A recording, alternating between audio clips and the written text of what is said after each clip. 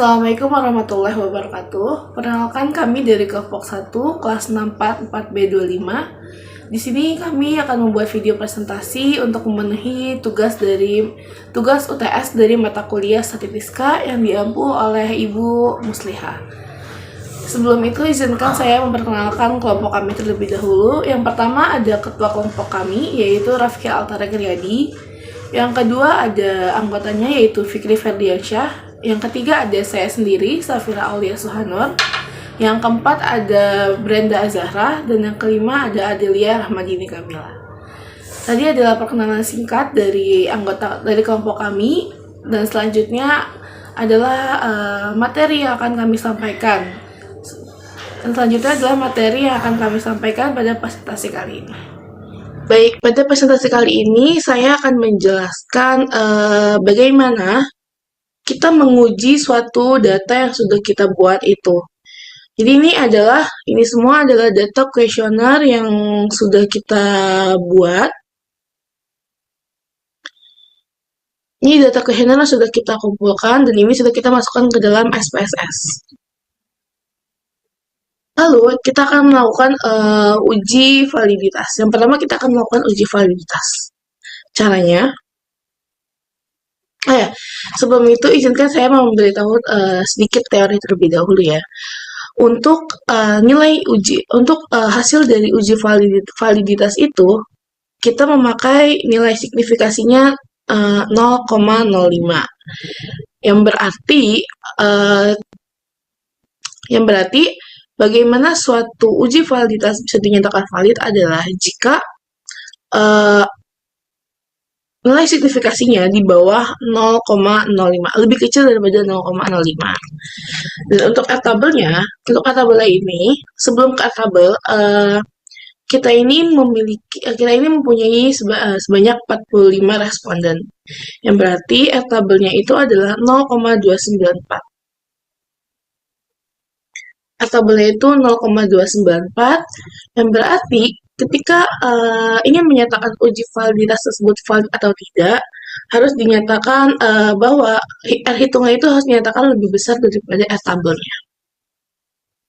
Kalau gitu kita lanjut ke tata caranya. Oke. Ini sudah kita masukkan variabel X1 sampai X10 dan totalnya juga sudah ada. Ini data view kita. Oke. Sekarang kita balik ke variable view. Kita langsung mulai untuk menguji uji validitas pada kuesioner kita kali ini. Pertama, kita klik analyze. Yang kedua, kita cari correlate. Habis itu kita masuk ke bivariate. Oke, ini tampilan bivariate-nya. Setelah itu, kita pindahkan X1 sampai dengan X10. X1 sampai total. Ini kita pindahkan ke dalam sini. Sudah. Setelah itu, pastikan untuk correlation coefficient-nya yang Pearson di checklist. Dan kita pakai signifikasinya yang two tail. Jadi kita checklist yang two tail. Kalau kita memakai yang one tail, berarti kita checklist yang one tail. Nah, ini terus juga flag signification-nya, jangan lupa di checklist. Lalu kita klik OK. Nah, ini output yang muncul dari data kita. Oke, bisa kita lihat untuk data di sini. Ini semuanya valid ya. Kenapa valid? Pertama, kita lihat. Untuk nilai signifikasinya itu, dia jauh lebih kecil daripada 0,05. Nilai signifikasinya itu 0,000. Lalu, untuk R hitungnya, kan tadi kita bilang R hitungnya itu harus lebih besar daripada 0,029. 0,294, sorry. 0,294. Dan ini R hitungnya semuanya lebih besar daripada 0,294. Yaitu 0,723, 0,747, 056, 701, 78, dan seterusnya sampai 0,59. 579. Jadi ini bisa kita nyatakan valid. Untuk X1 bisa kita nyatakan valid. Lalu kita akan lanjut ke X2. Apakah X2 ya kita valid atau tidak? Kita lihat terlebih dahulu. Kita ke analyze lagi ya, sebentar.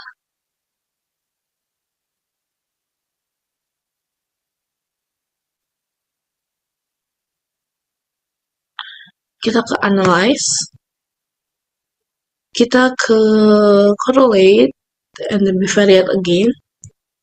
Ini kita reset. Habis kita reset, oke, kita langsung masuk ke X2-nya. X2 sampai total juga ya. Ingat, kalau untuk validitas, kita harus masukkan sampai total. Kita pindahkan. Oke. Ini sudah semua, kita okekan. Oke, ini adalah untuk hasil dari X2 kita. Coba kita lihat. Nah, kita lihat hasil uji validitas X2 kita semuanya adalah valid. Ya, karena nilai SIG-nya ini di bawah 0,05 dan nilai R hitungnya lebih besar daripada R tabelnya, yaitu R tabelnya kan 0,294 ya, 0,294, dan ini lebih besar daripada 0,294. Berarti bisa kita nyatakan valid untuk variabel independennya. Dua variabel independen bisa kita nyatakan valid.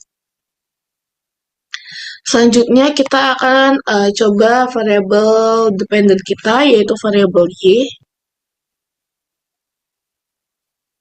Sebentar lagi. Kita klik analyze. Kita correlate lagi, terus bivariate. Ini kita reset. Setelah itu kita masukkan total kita masukkan Y1, variabel Y1 sampai dengan total. Kita pindahkan. Oke, sudah. Ini jangan lupa kita centang juga Pearson-nya, total sama flex signification. Kita klik OK. Oke, ini adalah hasil dari uji validitas variabel dependen kita atau variabel Y. Kita lihat, oke, semuanya ada bintangnya ya. Untuk ada bintangnya ini berarti dia namanya valid. Kalau ditanya kenapa dia valid, dikarenakan nilai signifikasinya di bawah 0,05 dan untuk R hitungnya dia lebih besar daripada R tabelnya, yaitu lebih besar daripada 0,294. Jadi, untuk hasil uji validitas ini bisa kita nyatakan valid karena semua uji variabel kita valid. Jadi bisa kita nyatakan valid. Oleh karena itu, kita bisa lanjut ke uji-uji yang lainnya seperti uji reliabilitas, uji asumsi klasik dan yang lainnya. Selanjutnya akan dijelaskan oleh teman saya. Teman saya sebelumnya sudah menjelaskan mengenai uji validitas. Selanjutnya, saya akan melanjutkan dengan menjelaskan uji reliabilitas untuk mengetahui tingkat konsistensi instrumen penelitian kami. Uji reliabilitas digunakan untuk melihat apakah suatu instrumen penelitian sudah konsisten atau belum. Maksudnya, uji ini untuk mengecek apakah kuesioner yang kami gunakan bisa memberikan hasil yang stabil jika dipakai berulang kali, baik peneliti yang sama maupun peneliti yang berbeda. Selanjutnya, kita langsung masuk ke langkah-langkah uji reliabilitasnya. Yang pertama, kita klik Analyze, kemudian pilih Sky, selanjutnya kita pilih Reliability Analyze. Lalu masukkan X1.1 sampai X1.10 ke dalam items. Pastikan bahwa model dipilih modelnya alpha. Kemudian klik OK untuk memastikan output SPSS. Pada bagian reliability status, kita dapat melihat nilai converge alpha sebesar 0,897. Nilai ini lebih besar dari 0,6. Sehingga variabel X1 dapat dinyatakan reliable. Lalu, kenapa bisa dikatakan reliable? Karena nilai converge alpha sebesar 0,897. 0,897 dan nilai tersebut juga lebih besar dari 0,6. Makanya bisa dinyatakan bahwa X1 ini reliable. Untuk variabel X2 juga dilakukan dengan cara yang sama, yaitu yang pertama analyze, kedua scar, ketiga reliability analysis. Reset, masukkan X2.1 sampai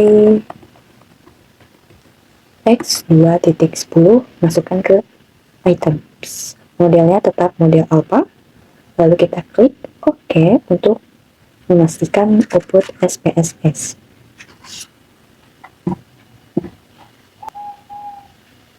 Selanjutnya, untuk variabel X2, reliabilitas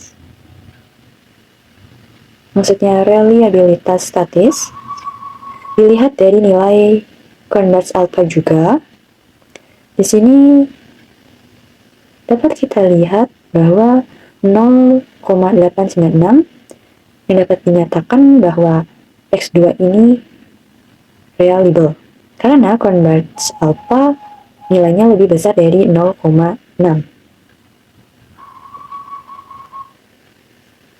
Selanjutnya kita ke variabel Y. Variabel Y juga menggunakan cara yang sama, pertama analyze, lalu scar, lalu reliability, reset, masukkan Y1 sampai Y10, masukkan ke items, modelnya tetap alpha, lalu klik OK.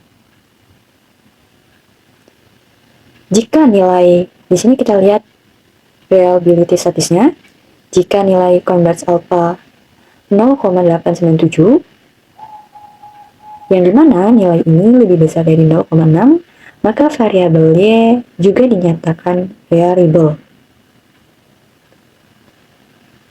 Jadi, ketiganya ini dinyatakan reliable.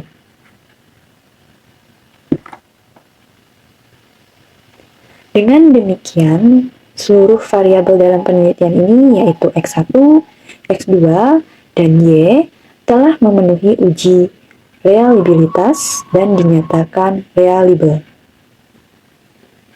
Baik, saya akan menjelaskan bagaimana caranya uji normalitas. Seperti yang kita ketahui, uji normalitas dinilai dengan melihat nilai signifikansi. Jika nilai signifikansi kurang dari 0,5, maka data dianggap tidak terdistribusi dengan normal. Baik, di sini saya akan menjelaskan bagaimana caranya uji normalitas. Hasil uji normalitas diukur dengan melihat nilai signifikansi. Jika nilai signifikansi kurang dari 0,05, maka data dianggap tidak berdistribusi dengan normal. Sebaliknya, jika nilai signifikansi lebih dari 0,05, data dianggap terdistribusi dengan normal. Langsung saja kita coba di data kita. Yang pertama klik analyze, yang kedua regression, linear, kita masukkan total Y di dependent dan total X1 dan X2 di independent. Lalu kita klik statistik, kita centang semua, ada R-square, descriptive, part and partial correlation, collinear diagnostic, lalu kita klik continue, lalu kita klik plots, Y-nya kita masukkan dependent, X-nya kita masukkan Z receipt. Lalu kita centang pada bagian histogram dan normal probability plot. Lalu kita klik save. Kita centang yang di bagian residual di unstandardized. Lalu kita klik continue. Kita klik OK.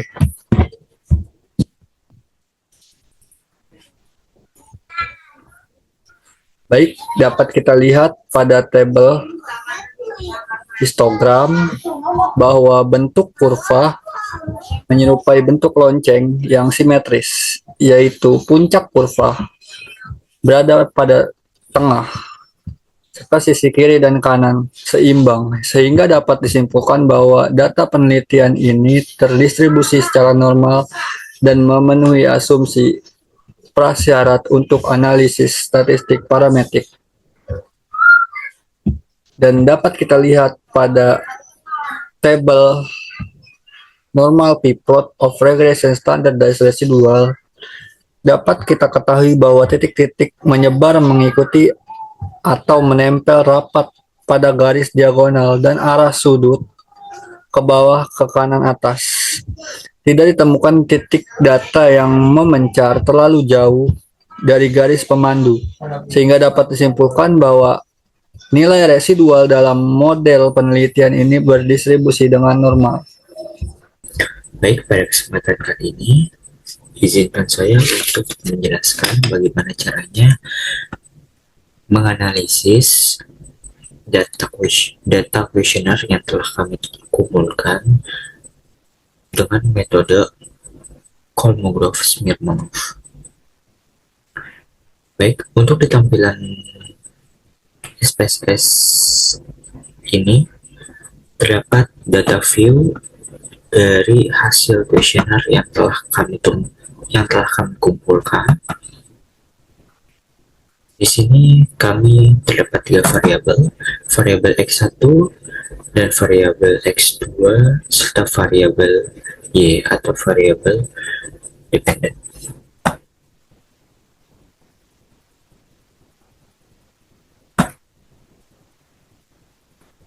Oke, tanpa berlama-lama, pertama kita pencet analyze, lalu regression linear. Nah, untuk variabel dependent kita masukkan untuk kolom dependent kita masukkan total Y. Selanjutnya untuk kolom independen kita masukkan total X1 dan total X2 ke independen juga. Nah, setelahnya kita ke tombol save ini, teman-teman. Setelah ke tombol save, kita pencet unstandardized, continue, lalu statistik. Nah, di bagian statistik ini kita centang ini, dan ini. Continue, lalu pencet OK, teman-teman.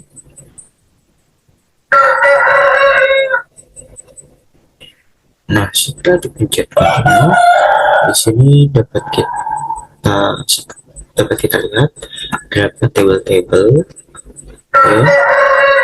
Nah, setelah itu caranya kita kembali ke data ini, lalu analyze lagi, teman-teman. Dan setelah dianalisis, kita ke parametric test, standard parametric test, ke legacy dialog. Bagian legacy dialog kita masukkan ke one sample case. Nah, kita scroll lagi nih, teman-teman. Nanti ada bagian unstandard residual residu. Kita tinggal pencet aja, lalu kita exit, dan kita pencet di Monte Carlo nya, teman-teman. Klik continue, lalu OK. Nah, tampilannya seperti ini, teman-teman. Dan kenapa sih tadi saya pencet Monte Carlo? Karena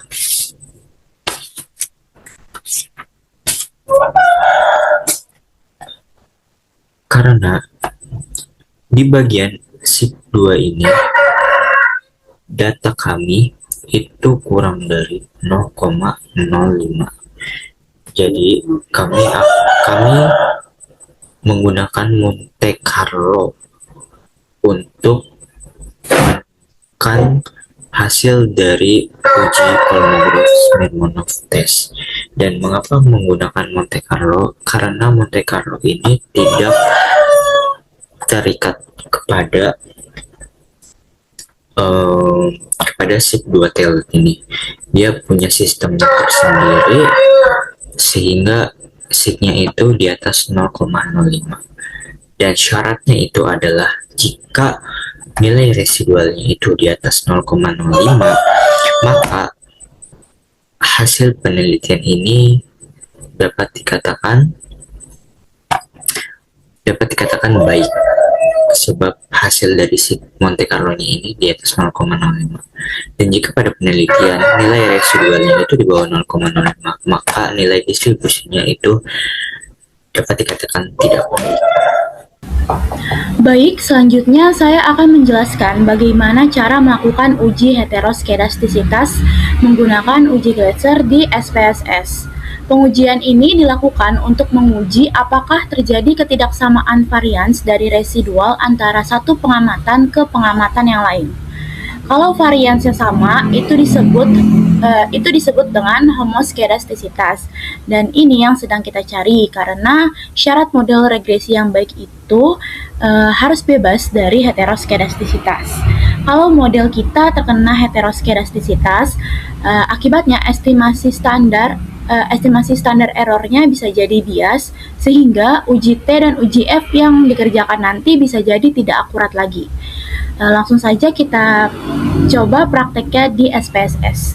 Yang pertama, kita klik transform, lalu pilih compute variable. Pada target variable, kita ketik abs underscore res. Lalu pada function groupnya kita pilih arithmetic. Di function and special variable-nya kita pilih abs. Kita klik 2 kali ya di ABS-nya. Lalu untuk tipe dan labelnya pilih yang unstandardized.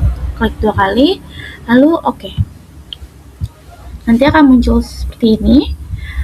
Lalu kita klik analyze, regression, linear. Untuk dependent-nya itu kita isi dengan ABS res. Dan untuk independentnya kita isi dengan total X1 dan total X2. Lalu untuk bagian plots, yang Y ini kita isi dengan S receipt dan X-nya dengan Z pred. Oke, lalu kita continue, klik OK. Lalu akan muncul tabel-tabel seperti ini dan juga ada tabel scatter plotnya. Oke, kita akan ke tabel, fokus kita akan di tabel koefisien ini. Dalam uji Glasser sendiri mempunyai kriteria dalam pengambilan keputusan, yang dimana nilai sig-nya ini harus lebih besar dari 0,05 sehingga dapat dinyatakan bebas dari heteroskedastisitas. Jika nilai sig-nya itu kurang dari 0,05, maka variabel dinyatakan terindikasi heteroskedastisitas. Nah, berdasarkan tabel koefisien yang sudah kita buat tadi, dapat kita lihat bersama bahwa nilai signifikansi untuk variabel independen kita seluruhnya berada di atas angka 0,05, yaitu untuk variabel X1-nya sebesar 0,863 dan untuk variabel X2-nya sebesar 0,577. Lalu kita lihat juga pada tabel scatter plotnya, lihat titik-titik datanya. Titik-titik ini harus menyebar secara acak, baik di atas maupun di bawah angka 0 pada sumbu Y. Lalu titik-titik ini tidak boleh membentuk pola tertentu, misalnya seperti gelombang, melebar, ataupun menyempit.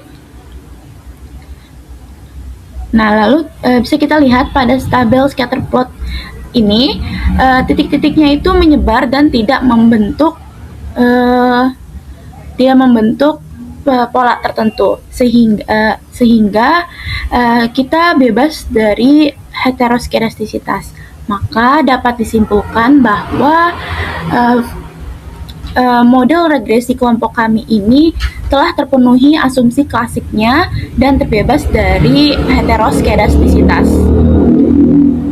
Baik, selanjutnya saya akan menjelaskan mengenai uji multikolinearitas. Uji multikolinearitas ini bertujuan untuk menguji apakah dalam model regresi yang kita buat ditemukan adanya korelasi yang kuat antar variabel independen atau variabel bebasnya. Karena model regresi yang baik itu seharusnya tidak terjadi korelasi di antara variabel bebasnya. Kalau antar variabel bebas saling berkorelasi kuat, nanti hasil penelitian kita bisa bias dan tidak akurat dalam mengukur pengaruh masing-masing variabel terhadap variabel terikat. Nah, terdapat kriteria untuk menentukan apakah model regresi kita aman dari gejala multikolinearitas atau tidak. Yang pertama, jika nilai FIV-nya lebih kecil dari 10 atau nilai toleransinya lebih besar dari 0,10, maka dinyatakan tidak terjadi multikolinearitas. Kebalikannya, jika nilai FIV-nya lebih besar dari 10 atau nilai toleransinya lebih kecil dari 0,10, maka dinyatakan terjadi multikolinearitas. Dapat kita lihat pada tabel koefisien ini, untuk nilai toleransi pada variabel lingkungan kerja X1 sebesar 0,104. Lalu untuk nilai toleransi variabel kepuasan kerja sebesar 0,104. Kedua nilai ini jelas lebih besar dari 0,10. Selanjutnya kita lihat nilai FIV-nya ini pada bagian sini. Nilai FIV-nya untuk variabel lingkungan kerja dan kepuasan kerja masing-masing adalah 9,609, yang berarti nilai ini lebih kecil dari 10. Maka dapat kita simpulkan dengan pasti bahwa model regresi dalam penelitian ini tidak mengalami gejala multikolinearitas. Dengan kata lain, variabel lingkungan kerja X1 dan kepuasan kerja X2 tidak saling tumpang tindih dan sangat layak digunakan untuk analisis regresi linear berganda selanjutnya. Selanjutnya saya akan menjelaskan untuk bagian analisis regresi linear dan berganda. Baik, caranya itu adalah kita lihat ke output. Nah, ini kita masih menggunakan output yang sama ya teman-teman, karena hasil outputnya itu terdapat beberapa uji lainnya. Nah, kita lihat ke bagian, nah ini bagian ini teman-teman, koefisien. Jadi regresi linear berganda itu adalah suatu metode yang dimana kita itu menemukan gambaran apakah variabel X1 dan X2-nya itu memiliki hubungan secara linear terhadap variabel Y atau variabel dependen. Baik, dapat kita lihat di sini untuk tolak ukurnya ini di bagian B, unstandard coefficient bagian B. Kita lihat di sini nilai konstantanya itu 9217. Artinya variabel Y-nya itu sebesar 9217. Dan untuk total X1 nya teman-teman, ini min 0,449. Artinya apa teman-teman? Artinya jika variabel X1 mengalami penurunan sebesar 1%, maka variabel Y-nya itu mengalami penurunan juga sebesar 0,449%. Yang artinya ada hubungan sebab dan akibat secara linear antara variabel X1 dengan variabel X2. Nah, kita lihat lagi teman-teman di variabel X2-nya ini. Nah, di variabel X2-nya ini bersifat positif. Artinya, jika variabel X2 mengalami kenaikan sebesar 1%, maka untuk variabel Y-nya akan mengalami peningkatan sebesar 1257% atau 1,257%. Baik, saya akan menjelaskan tentang uji T. Uji T tersebut menunjukkan seberapa jauh pengaruh dari suatu variabel tertentu terhadap variabel terkait.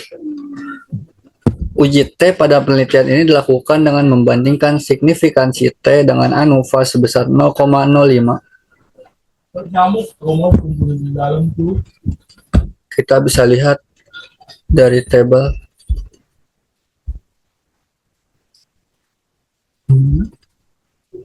Kita bisa lihat dari tabel koefisien. Di sini terdapat beberapa hasil yang saya akan uraikan dari masing-masing variabel tersebut. Yang pertama ada lingkungan kerja atau X1. Untuk membuktikan bahwa lingkungan kerja atau X1 berpengaruh langsung terhadap kinerja karyawan atau Y1 melalui hipotesis yang diuji adalah variabel lingkungan kerja X1 memiliki nilai T hitung minus 1692 dengan signifikansi 0,098. Di sini dapat kita simpulkan bahwa karena nilai signifikansi kurang dari 0,5 maka HO diterima dan H1 ditolak. Sehingga variabel lingkungan kerja atau X1 tidak berpengaruh terhadap kinerja karyawan. Koefisien regresi yang bernilai negatif B atau 0,449 menunjukkan bahwa terdapat hubungan yang berbanding terbalik antara lingkungan kerja dan kinerja karyawan. Artinya, semakin meningkat atau semakin ketat menekan lingkungan kerja yang dirasakan, maka performa atau kinerja karyawan justru akan mengalami penurunan. Sebaliknya, penurunan kenyamanan lingkungan kerja berkontribusi pada penurunan kinerja secara nyata dalam model ini. Yang kedua ada pada variabel kepuasan kerja atau X2. HO ditolak yang artinya kepuasan kerja tidak berpengaruh terhadap kinerja karyawan dan H1 diterima. Artinya kepuasan kerja berpengaruh terhadap kinerja karyawan. Berdasarkan tabel koefisien ini, variabel kepuasan kerja memiliki T hitung sebesar 4.568 dengan nilai signifikansi adalah 0,000. Karena nilai signifikansi kurang dari 0,05, maka H0 ditolak dan H1 diterima. Hal ini menunjukkan bahwa kepuasan kerja berpengaruh signifikan terhadap kinerja karyawan. Koefisien B sebesar 1257 mengindikasikan bahwa jika karyawan merasa dihargai dan puas dengan pekerjaannya, terbukti karyawan cenderung lebih produktif. Hasil pengujian juga memperlihatkan bahwa nilai standardized beta untuk variabel kepuasan kerja ada di angka 1245, lebih besar daripada lingkungan kerja yaitu minus 0,461. Dengan demikian dapat dikatakan bahwa kepuasan kerja merupakan variabel yang dominan dalam memengaruhi kinerja karyawan karena kontribusinya paling besar dalam model regresi. Oke, nextnya kita akan membahas salah satu uji yang terdapat dalam regresi linear berganda, yaitu uji F atau yang sering kita kenal dengan uji simultan. Apa sih itu uji F? Uji F adalah uji yang kita gunakan untuk mengetahui apakah semua variabel bebas yang kita punya itu secara bersama-sama mempunyai pengaruh terhadap variabel terikatnya. Nah, untuk kali ini kita ada dua variabel bebas, yaitu variabel X1-nya itu ada lingkungan kerja, dan variabel X2-nya itu ada kepuasan kerja. Dan terhadap variabel terikatnya yaitu kinerja karyawan atau variabel Y. Sebelum kita bahas tabel ANOVA ini, aku mau kasih tahu dulu sedikit hipotesis yang ada, yaitu pertama H0. H0 itu di mana variabel X1 dan X2 secara bersama-sama tidak berpengaruh terhadap variabel. Tidak terpengaruh terhadap variabel Y. Nah, yang kedua adalah HA, yang dimana variabel X1 dan X2 secara bersama-sama berpengaruh signifikan terhadap variabel Y. Oke, untuk kriterianya, jika nilai signifikasinya kurang dari 0,05, maka HO ditolak, yang berarti model regresi kita signifikan. Dan sebaliknya, jika nilai signya lebih dari 0,05, berarti kita gagal menolak HO. Di sini ada tabel ANOVA-nya. Oke, ini hasil output kita. Yang pertama kita lihat adalah F hitungnya. F hitungnya itu adalah 43695. Dan untuk nilai sig-nya adalah 0,000. Nah, yang berarti dia lebih kecil daripada 0,05. Artinya untuk uji F ini gagal menolak H0.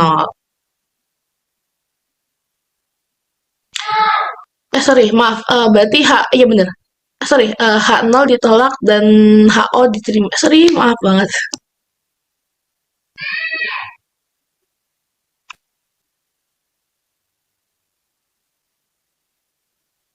Oke, untuk nextnya kita akan bahas salah satu uji yang terdapat dalam uji regresi linear berganda, yaitu uji F. Yang sering kita sebut, mungkin sering kita kenal sebagai uji simultan. Sebenarnya apa sih uji F itu? Uji F itu adalah suatu uji yang kita gunakan untuk mengetahui apakah semua variabel bebas yang kita gunakan itu secara bersama-sama mempunyai pengaruh terhadap variabel terikatnya. Nah, untuk itu, di sini kita punya dua variabel bebas. Yang pertama ada lingkungan kerja, yaitu X1. Yang kedua ada kepuasan kerja, X2. Dan variabel terikatnya yaitu kinerja karyawan atau Y. Ini di tabel ANOVA-nya. Tapi sebelum kita ke tabel ANOVA-nya, aku mau jelasin sedikit untuk hipotesisnya. Untuk hipotesis yang pertama itu ada HO atau H0, di mana variabel X dan variabel X1 dan X2 secara bersama-sama tidak terpengaruh terhadap variabel Y. Dan yang kedua adalah HA, di mana variabel X1 dan X2 secara bersama-sama berpengaruh signifikan terhadap variabel Y. Dan untuk kriterianya kriteria ini adalah nilai signifikasinya atau sig-nya kurang dari 0,05. Oke, maka HO ditolak, yang berarti model regresi kita signifikan. Jika sebaliknya, atau kalau nilai sig-nya lebih dari 0,05, yang berarti itu gagal menolak H0. Sekarang bisa kita lihat untuk tabel ANOVA-nya. Di sini kita akan lihat F hitungnya terlebih dahulu. F hitungnya itu 43695. Dan sekarang kita bisa lihat sig-nya. Sig-nya itu adalah 0,000. Yang berarti nilai sig ini lebih kecil daripada 0,05. Yang berarti HO ditolak dan HA diterima. Nah, kesimpulannya apa? Kesimpulannya, secara simultan atau bersama-sama, variabel X1 dan X2 terbukti berpengaruh signifikan terhadap variabel Y. Atau bisa juga variabel lingkungan kerja dan kepuasan kerja terbukti berpengaruh signifikan terhadap variabel kinerja karyawan. Dengan kata lain, model regresi yang kita gunakan kali ini sudah layak dan bisa kita andalkan untuk menjelaskan hubungan variabel-variabel tersebut. Selanjutnya akan dijelaskan oleh teman saya. Selanjutnya saya akan menjelaskan uji koefisien determinasi. Uji ini digunakan untuk mengetahui seberapa besar kemampuan variabel independen dalam menjelaskan variabel dependen. Nilai R² berada di antara 0 dan 1, semakin besar nilainya atau semakin mendekati angka 1, maka semakin besar juga kontribusi variabel independen dalam menjelaskan variabel dependen. Nah, uji koefisien determinasi ini ada dua. Yang pertama ada parsial, yang kedua simultan. Di sini saya akan menjelaskan uji koefisien determinasi parsial terlebih dahulu. Nah, uji ini diuji secara tersendiri atau masing-masing, misalkan X1 terhadap Y, X2 terhadap Y. Jadi langsung aja ke tutorialnya. Yang pertama, analyze. Yang kedua, regression. Ketiga, linear. Nah, X1 atau lingkungan kerja masuk ke independen. Y atau kinerja karyawan masuknya ke dependen. Lalu klik OK. Di sini kita lihat di model summary.